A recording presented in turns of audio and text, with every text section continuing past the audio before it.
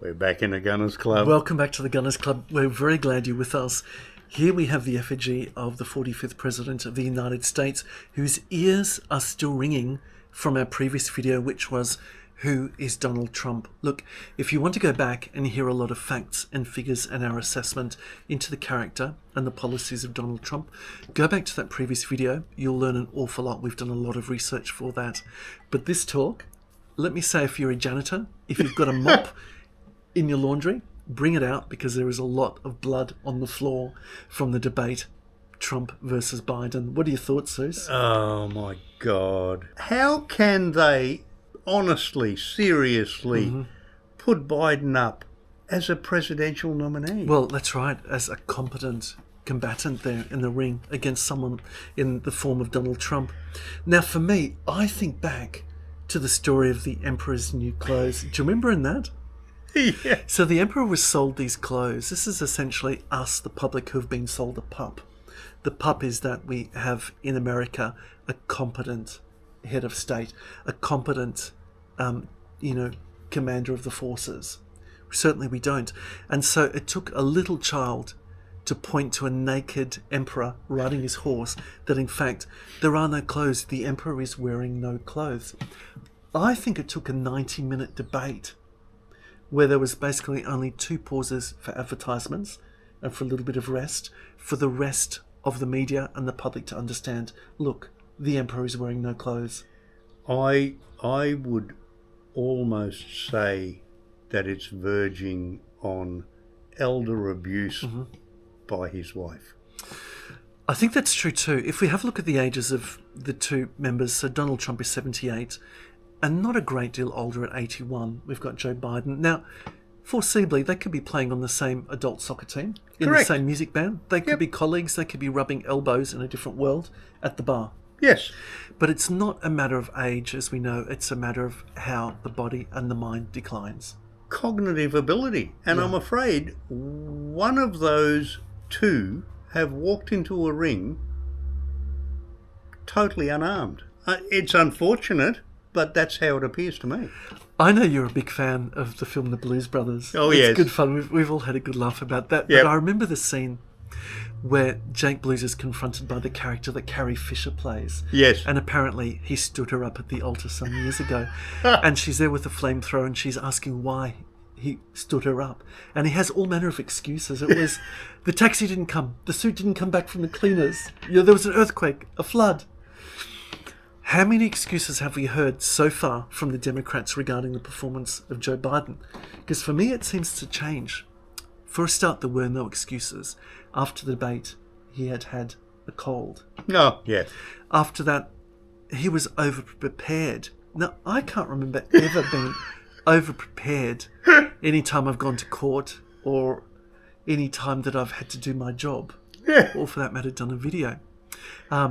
He'd recently travelled. He was overtired. He's going to cut down the hours that he works. Now, we're Australian, so we're looking back with a bit of a wry smile. In fact, we can afford to have a drink and watch the world burn. And I think that Nero is fiddling whilst Rome is burning. Under the table, predominantly. But if you have a president who promises to work less for you, for your vote, that to me is you being sold a pup. If you have a president who cannot perform for 90 minutes and stand by the reason he should be elected, and to poke holes in what's been advanced by Donald Trump if they're clearly not true, you have been sold a pup. I would say so. I would say a whole litter of pups. Now, we did not learn really a great deal about Trump or about Biden in this debate, apart from a couple of things. One is that we all knew that Trump, like a hound dog, could smell blood from a mile away. And you need the Rio Grande He's a pit River. bull. You need the Rio Grande River, and I use it on purpose to wash away the scent of blood from him. He could smell blood in the ring. He knew that Biden was on the ropes and in fact had twisted his own arms into the turnbuckle and was not getting out of the corner. And in fact, quite beautifully at times, he just let Biden destroy himself. Now, that famous quip where he said, I'm not sure what the end of that sentence was. That's right. I believe Joe Biden doesn't know what he was saying at the end of that sentence either. Now, that really is a case of give a man enough rope. Yep. and that man will hang himself. So we didn't see him having to go out and deliver the knockout 1-2s. There was a liberal peppering. Of course, there was the measuring sizes of each other's appendages and saying that they had a better golf stroke than each other. Both of them were equally, apparently, the worst presidents in the history of the West. But what, in fact, else do we learn about Trump? We all knew that he was very good at twisting the argument at any time, regardless what the question was, to the question you wanted to hear. Now, it's like from the book from Yes Minister and Yes Prime Minister. Oh my God, that is so good. If you're asked a question that you don't want to answer, you start the answer with, now yes, that's a very good question, and then proceed to answer a very different question, and the question, in fact, that you wish had been posed, or the subject that you wish had been posed. What he'd managed to do is to deflect it every time, every single question, back to your favourite topic, the war and the border policy. I know you've got thoughts on that. Oh my God. Do you know, and I've been thinking about this for a little while, the only person I think that could be a worse candidate Starts with K? for president Starts with K? has got to be Kamala Harris. Yeah. I mean, at least you would think she has her wits about her, more so than Biden. But has that woman ever accomplished anything other than getting out of bed in the morning? Well, look, at least bring Hillary Clinton back. At least that she held an office, a high office, and she performed that office. Not very well, I might add, but at least she did. Yes. Okay. So Trump's favourite topic was the border. Look, I'm a statistician, so I've certainly had a look at the numbers. It's very hard to put your fingers on exact numbers, though. But to me, it does appear that the numbers have certainly increased of the people who are illegally encroaching that border and entering into the United States. So it's something which Trump was very much a fan of turning the conversation towards. And tell me a little bit about what Trump did during his first term there regarding the wall. Well, I mean, he not only did he promise to build a wall, he did build a wall. Not only did he say that he was going to make Mexico pay for the wall, for all intents and purposes he did, because he even got the Mexican military to police that wall. Well, you could say as well the fact that he's changed NAFTA to the USMCA agreement means, in fact, part of the package is to some extent. Yes, that he has done that. Anyway, look, we're bringing this up because it's a vote winner for him. He knows it. He's got his finger on the pulse. He can smell the blood. The problem is that when you have a doddery, and really I can't say anything else but that fact, he was an enfeebled, physically enfeebled and mentally enfeebled president, and I'm taking nothing away from his service. He was not able to swing. He wasn't allowed to do his uppercuts or to do his right hooks or to do his right crosses. He basically had to do a few jabs. It wasn't the fact that he wasn't allowed to. He couldn't. He wasn't able to. Yeah. He wasn't in any position. He had his hands tied behind his back.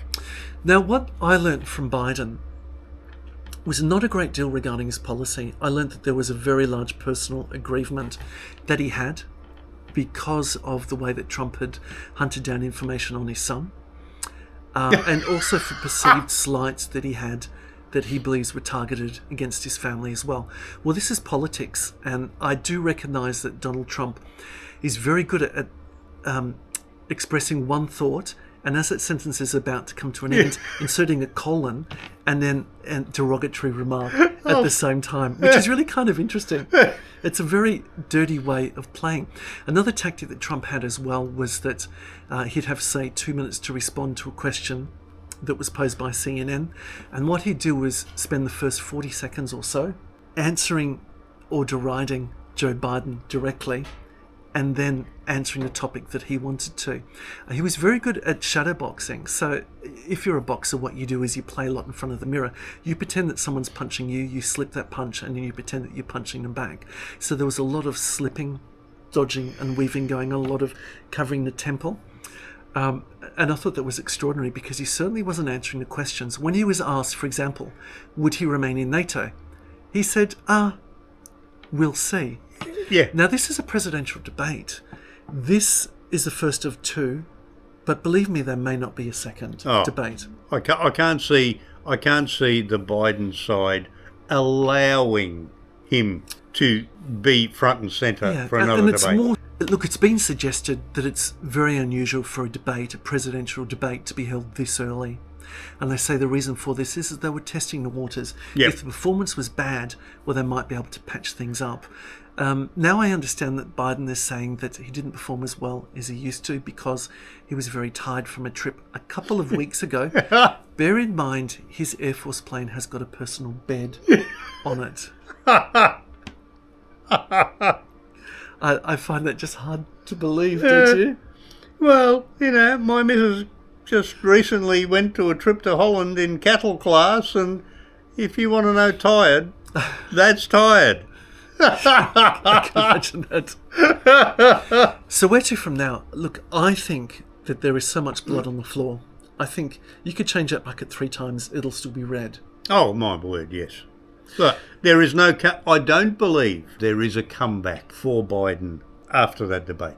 So Joe Biden, clearly, because of the hours, he's limiting himself to work, because of his poorly constitution, because of his susceptibility to the cold. These are all things that he has self-confessed. I'm not drawing these allegations against him. Really, he's not running the country, but he's effectively a spokesman. He's a communicator. Now, if he is such a poor communicator that he cannot convince his public as to why they should vote for the Democrats, I would argue he actually should not be in government at all. In fact, he should have his feet kicked up and enjoy a richly deserved retirement. But let's have a talk about the way that the split screen was a great disservice for him, because you could see, for a start, these two gentlemen would never make eye contact with each other. There were times when one would look at the other with scorn and derision, and when the other would feast their eyes upon the other would quickly turn around. It was sort of like that ABBA film clip where they're moving their heads from one side to the other, so in fact they're not looking at each other. But you might go back even as far back as Greek mythology, where you had Orpheus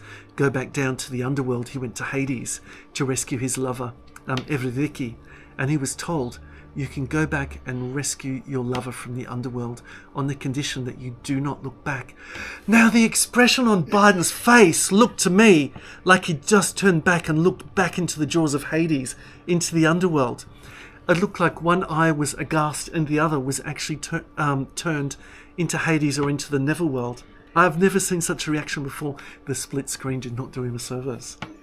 It's almost as if he had a moment of consciousness, and he realised, oh my God, what have I done?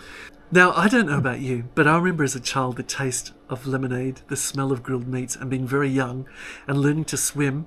Do you remember the pool that you used to have? I did. I remember Rowan Street. And suddenly discovering that I'd gone from the shallow end to the deep end. I thought, for a minute there, I thought you were going to mention the floating... Chocolate bar? Yeah, the chocolate bar now, you're in the thinking pool. about Caddyshack, aren't you? Yeah. And that's a great analogy, because I think the highlight of the debate really was the comparing of the golf swing, which really was equivalent to 2 young boys who were measuring the size of other things rather really than their political prowess. Now, America, we're going to leave it to you. We trust you'll do the right thing by Australia and by the free world. If you like what we're doing, like and subscribe, because we have a lot of fun. We don't just trust you'll do the right thing by the free world. We genuinely hope you will, because all of our freedoms depend on it. We'll light a candle for you all. And don't forget to like and subscribe. See you. We'll keep making them.